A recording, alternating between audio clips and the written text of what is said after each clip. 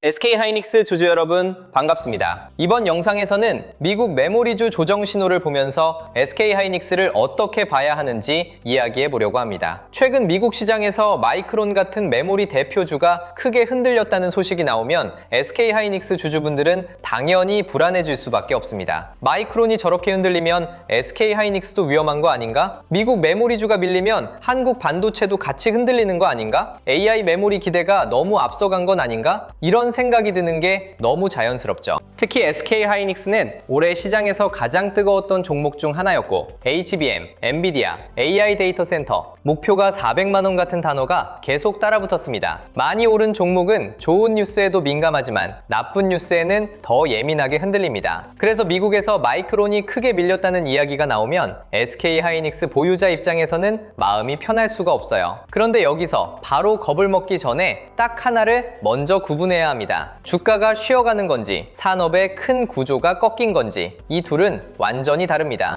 주식시장에서 제일 많이 나오는 실수가 이겁니다. 가격이 빠지면 곧바로 산업이 끝났다고 생각하는 거예요. 물론 가격은 중요합니다. 내 계좌에 바로 찍히는 건 결국 가격이니까요. 그런데 가격이 흔들렸다고 해서 그 회사가 들어가 있는 산업 구조까지 바로 무너지는 건 아닙니다. 특히 메모리주는 원래 변동성이 큽니다. 좋은 흐름에서도 급하게 오르고 불안한 뉴스가 나오면 또 빠르게 흔들립니다. 마이크론도 마찬가지입니다. AI 메모리 수요, HBM 기대감, D램 가격 상승, 데이터 센터 투자 확대가 한꺼번에 붙으면서 미국 시장에서 굉장히 뜨거운 종목이 됐습니다. 그렇게 많이 오른 종목은 실적 발표를 앞두거나 기술적으로 과열 부담이 쌓이거나 시장 전체가 조금만 예민해져도 차익 실현이 나올 수 있습니다. 이건 이상한 일이 아니에요. 오히려 강한 종목일수록 중간중간 세게 흔들리면서 갑니다. 그래서 마이크론 조정을 볼 때 메모리주 끝났다로 바로 가면 너무 빠릅니다. 진짜 확인해야 할 질문은 따로 있습니다.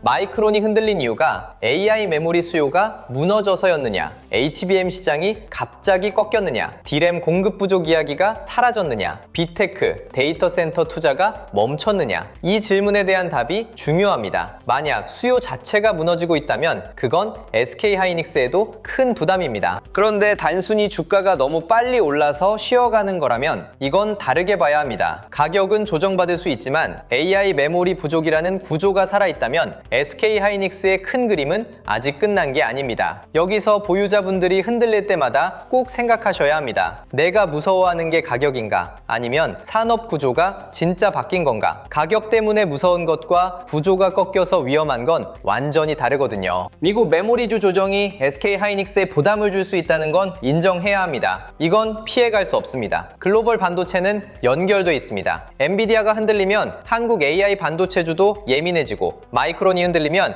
SK하이닉스 투자 심리도 같이 흔들립니다. 필라델피아 반도체 지수가 눌리면 국내 반도체 대형주도 당연히 영향을 받을 수 있어요. 그러니까 미국 메모리주 조정을 아예 무시하면 안 됩니다. 그런데 동시에 이 조정이 SK하이닉스의 본질을 바꿨는지도 따로 봐야 합니다. SK하이닉스의 본질은 뭘까요? AI 데이터 센터가 커질수록 고성능 메모리 수요가 커지고 엔비디아 같은 글로벌 고객사들이 HBM을 필요로 하고 AI 모델이 커질수록 데이터 이동 속도가 중요해지고 그 과정에서 SK하이닉스가 중요한 위치에 있다는 겁니다. 이 구조가 살아있다면 미국 메모리주 조정은 부담이지만 끝장 신호라고 보기는 어렵습니다. AI 데이터 센터를 생각해보면 더 분명합니다. 사람들은 AI를 이야기할 때 대부분 엔비디아 GPU를 먼저 봅니다. 그게 가장 화려하게 보이니까요. 하지만 AI 데이터 센터는 GPU 하나로 돌아가지 않습니다. GPU 옆에는 HBM이 필요합니다. 서버 안에는 고용량 D램이 필요하고요. 데이터를 저장할 SSD와 NAND도 필요합니다. 전력도 필요하고 냉각도 필요하고 장비와 후공정도 필요합니다. AI 데이터 센터는 하나의 거대한 생태계예요. 그 안에서 메모리는 조용하지만 굉장히 중요한 역할을 합니다. GPU가 아무리 강해도 옆에서 데이터를 제때 밀어주지 못하면 전체 성능은 막힐 수밖에 없습니다. 자동차로 치면 엔진만 크다고 빨리 달리는 게 아니잖아요. 연료가 제때 들어와야 하고 변속도 맞아야 하고 타이어도 버텨줘야 합니다. AI도 똑같습니다. 계산하는 칩만 좋아서는 안 되고 그 계산을 계속 먹여 살릴 메모리가 같이 따라와야 합니다. 그래서 월가가 마이크론을 볼 때도 단순히 메모리 가격만 보지 않습니다. AI 인프라 투자가 계속되는지, HBM 수요가 얼마나 강한지, D램 업사이클이 얼마나 이어질 수 있는지, 생산 능력이 얼마나 빡빡한지, 고객사와 장기 계약 흐름이 있는지 이런 것들을 같이 봅니다. 이 논리는 SK하이닉스에도 그대로 연결됩니다. 오히려 SK하이닉스는 HBM에서 시장에 강한 평가를 받아온 회사입니다. 엔비디아 공급망과 연결돼 있고 AI 데이터 센터 수요와도 직접 맞닿아 있습니다.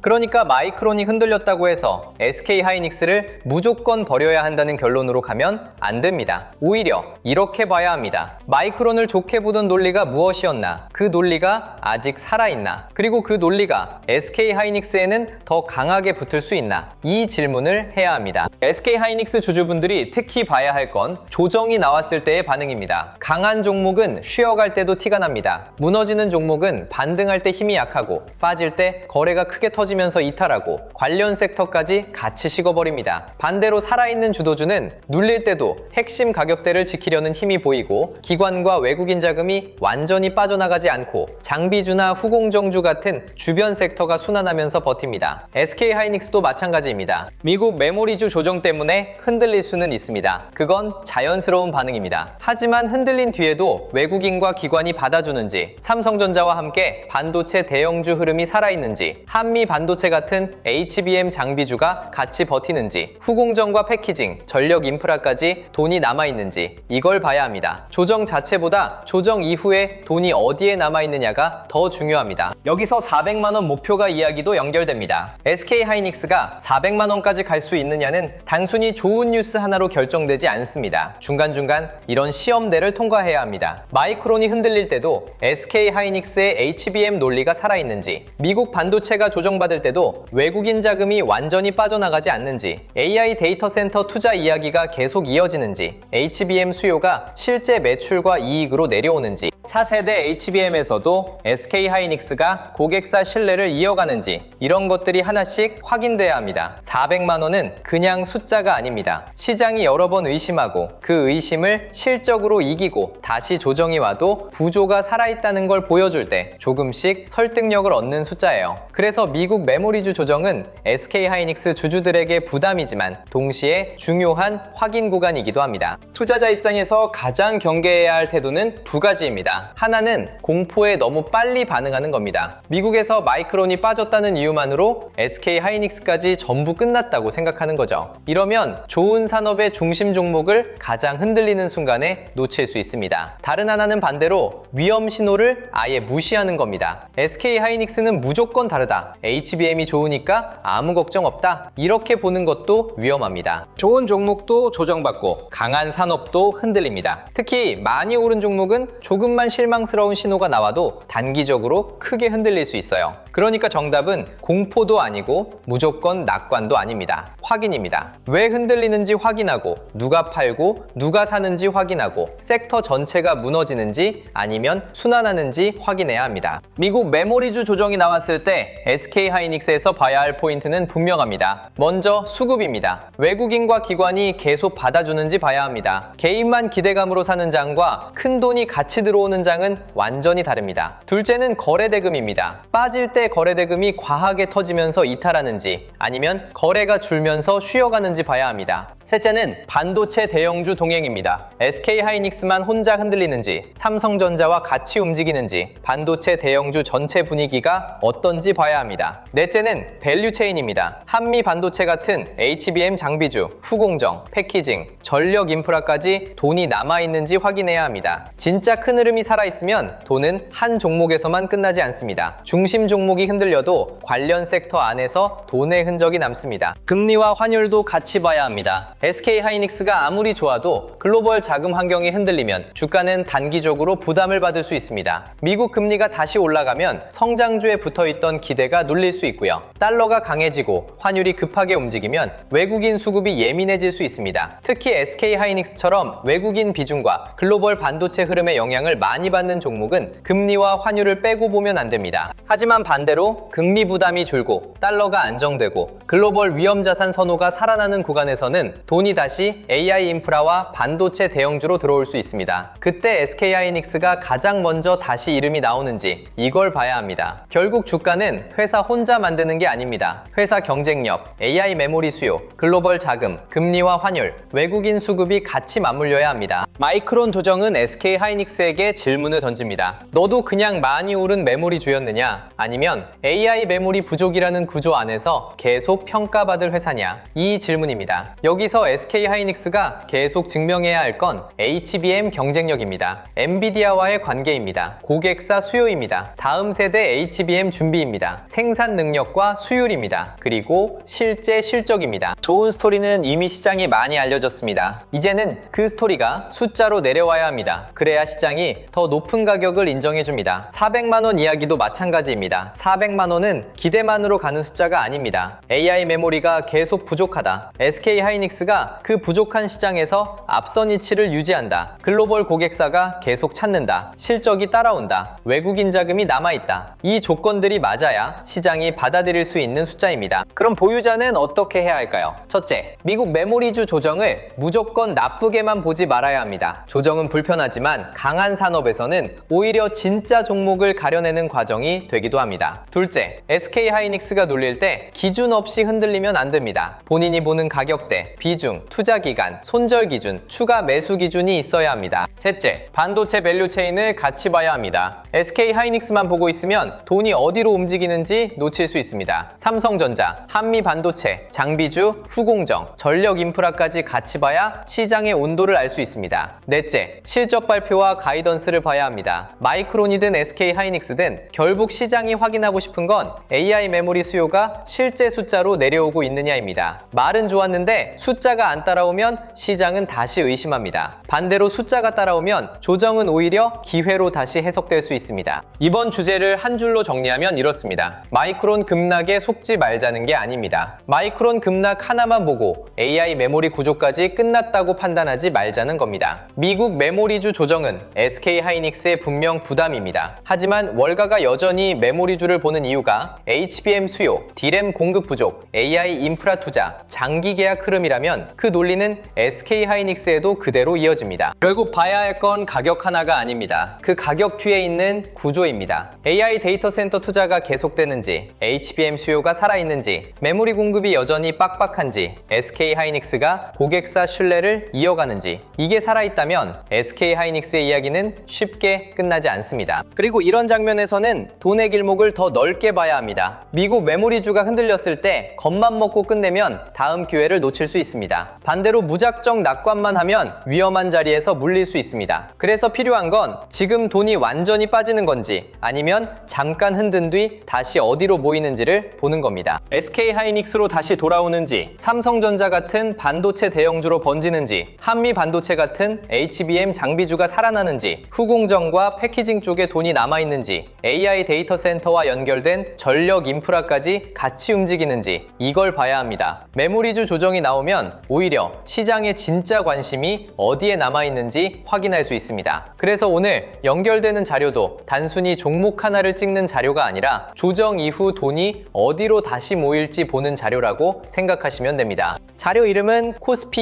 2만의 시대, 돈의 흐름을 읽는 법입니다. 이 자료는 SK하이닉스 하나만 좋게 보자는 자료가 아닙니다. AI 메모리 배형주가 흔들릴 때 그 흔들림이 진짜 이탈인지 아니면 다음 기회를 만드는 눌림인지, 그리고 돈이 다음으로 어디를 보는지 같이 확인하기 위한 자료예요. 자료 안에는 실명 관찰 종목 41개, 섹터 7개, 타점 기준 4개, 매매 전 체크 10가지가 들어가 있습니다. 실명 관찰 종목 41개는 SK하이닉스 이후에 돈이 이동할 수 있는 후보들을 정리한 겁니다. 삼성전자 같은 반도체 대형주, 한미반도체 같은 HBM 장비주, HPSP 같은 장비주, 리노공업과 ISG 같은 후공정 쪽, HD 현대일렉트릭과 LS일렉트릭 같은 전력 인프라까지 돈이 어느 길로 번질 수 있는지 같이 보는 거예요. 섹터 7개도 이번 주제와 연결해서 보시면 됩니다. 반도체 대형주, 전력 인프라, 반도체 장비 소부장, 후공정 패키징, 증권 금융, 자동차 자율주행, 저평가 대형주 이렇게 나눠서 보면 미국 메모리주 조정이 나왔을 때도 돈이 완전히 빠지는지 아니면 섹터 안에서 순환하는지 확인할 수 있습니다. SK하이닉스가 눌려도 장비주가 버티는지, 전력 인프라가 살아있는지, 삼성전자가 같이 움직이는지 보면 시장 안에 돈이 아직 남아있는지 알 수 있거든요. 있거든요. 사정 기준 4개도 꼭 필요합니다. 마이크론 급락 같은 뉴스가 나오면 사람 마음이 급해집니다. 보유자는 겁이 나고 대기자는 어디서 들어가야 할지 헷갈리고 이미 수익 난 분들은 팔아야 하나 고민하게 됩니다. 이럴 때 필요한 게 돌파, 눌림,